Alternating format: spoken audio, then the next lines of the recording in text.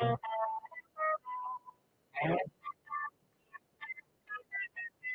good morning, everybody. At 8:03, this is Richmond's Morning News. Just a reminder, either you wake up first thing with Richmond's Morning News to make sure that you're up to date, you're going to fall behind and be playing catch-up behind everybody else all morning long. Thanks for joining us. Busy morning so far. Talk to Brian Kilmeade and Captain Brett Sadler of the Heritage Foundation, U.S. Navy retired. We'll post both of those on WRVA.com. You can also find them in podcast forms in case you missed it or you want to share that with someone else. They both will be available on Odyssey's app, Odyssey.com. And wherever you subscribe to podcasts, subscribe to Richmond Morning News as well. You can catch all of our great interviews each and every morning here on News Radio WRVA. All right, let's see. I'll remind everybody the air text line is open for you. We'll read your best text messages at 6:55, 7:55, and 8:55 this morning at 833-804-1140, 833-804-1140. And a quick reminder, my friends at Puritan Cleaners are in the middle of their 100,000 meal drive for Feed More. Stop by any of their locations throughout Richmond. $5 raffle ticket. The proceeds of that will go to making sure that we get kids fed over the summer that rely on school lunch programs for their one meal a day. You can help out by going by any of the Puritan Cleaners throughout throughout the region and buy a $5 raffle ticket. And if you win, you'll get dry cleaning for a year, courtesy of Puritan Cleaners. All right. With that being said, let's get to Richmond's Morning News brief on this Monday, May the 4th. It is Star Wars Day here and around the world. All right, first story today. The Iranians have sent two 15-point peace plans to the president. They've both been rejected. Basically, they said, we want you to leave us alone. We want you to let us continue to do what we do. We want you to leave Hezbollah alone. We want you to stop blocking our ports. We want to be able to control the Strait of Hormuz and charge people tariffs and tributes to go through there. And we'd like you to give us ice cream every day for the rest of our lives. The president said no, and now he's announced a new plan of opening up the Strait of Hormuz using the power of the U.S. Navy and the U.S. Coast Guard. Here's the latest from Fox News. Number one. President Trump describes Project Freedom as a humanitarian gesture. It begins this morning, an attempt to help some of the 2,000 ships and 20,000 seafarers who have been stranded since the start of Operation Epic Fury. But Iran's military says it will attack U.S. forces if they enter the Strait of Hormuz. More than 100 aircraft and 15,000 service members are supporting Project Freedom. Ships which have been unable to transit the strait are said to be running low on drinking water, food, and other supplies. Jonathan Savage, Fox News. So the Iranians are claiming there's a new maritime procedure regime, whatever they want to call it, which means they get to control the Strait of Hormuz. It's not international water. It's waters that are both owned by Iran and Oman, although the flow of maritime traffic there is guaranteed through maritime law. They're breaking that maritime law. The U.S. is going to start escorting ships through. If they want to challenge the U.S. Navy, that will not end well for them. But again, like we said with Captain Brett Sadler, so many people are claiming the U.S. is losing, the U.S. is losing, the U.S. is losing. I just don't know what reality you live in. And here's the other part. Can I just say this for a moment? For those that are claiming the U.S. is losing because Iran has fired back, because Iran was able to get off some rockets towards our allies or towards our bases, I think you don't have an idea of what kinetic warfare is all about, to be very candid with you, to be very honest with you. In a fight, someone is going to land a punch. I might win the fight, but somebody's going to punch me back. Mike Tyson knocked out a lot of people after he got hit.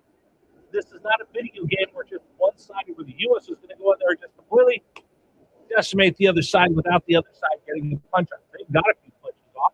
They're going to. They're one of the biggest militaries that you have in the world. That's why they've kept the Middle East in an absolute lockdown and a headlock over the last 40-plus years.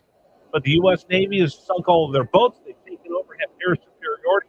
They've got a few punches off, but to say that they're winning is the stupidest thing I've ever heard. It is beyond the realm of reality. If you want to live in that little fantasy world that you figured out on your PlayStation, your Xbox, go ahead and leave the adults to have the real conversation in the room, will you? All right, story number 2. Spirit Airlines shuts down, leaving crew members and pilots in the aviation world scratching their heads. What's that? Number 2. Spirit Airlines just went bankrupt, right? I'm the guy that flew Spirit Airlines for 24 hours straight. There's more than 250 million individuals over the age of 18 in the United States. Now, if we took only 20% of them and paid basically the average fare of a Spirit Airlines flight, which is somewhere around $30 to $40, we could buy Spirit Airlines. This is a genius idea. We nationalize Spirit Airlines, owned by the people. Airlines don't. We make a new airline. I don't think you understand what. I don't think you understand what nationalizing Spirit Airlines. That would be for the government to go for Spirit Airlines. Not a bunch of people bought it anyway. Spirit Airlines shuts down their whole operation. You remember during the Biden administration, Merrick Garland's DOJ said no to a merger between Spirit Airlines and JetBlue, saying it'll reduce the amount of jobs and opportunities and fares, and it'll be awful. Said no, we're not going to let these two merge. Instead, now Spirit Airlines is gone, and you still have lost planes, jobs, routes, seats. So maybe you should have let them merge at the time. Spirit Airlines had serious challenges. They would go into smaller regional airports where the margins weren't great.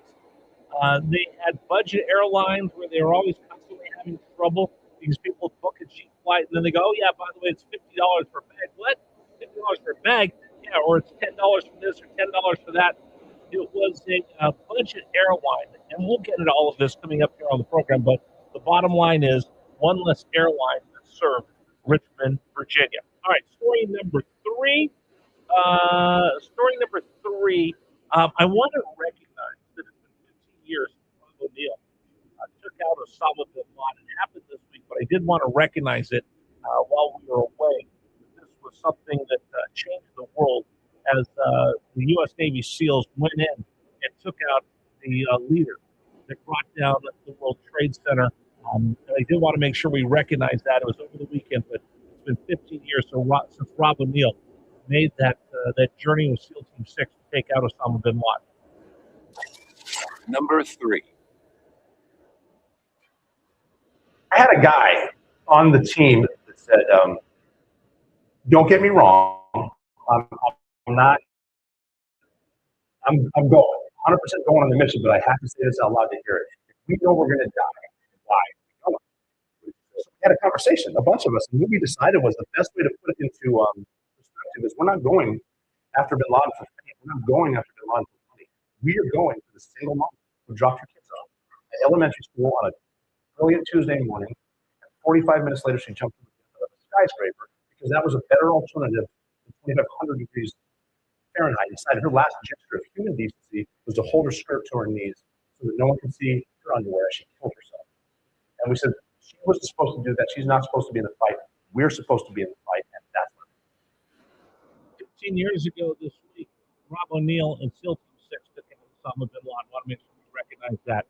Rudy Giuliani, America's mayor in critical condition, was reported to Fox. Number 4. New York City Mayor Rudy Giuliani is in the hospital in critical condition but is stable. His representative releasing a statement. It didn't say what happened to the 81-year-old, but asked for prayers for America's mayor. Giuliani served as New York City's mayor from 1994 to 2001. He later became President Trump's personal attorney and advisor.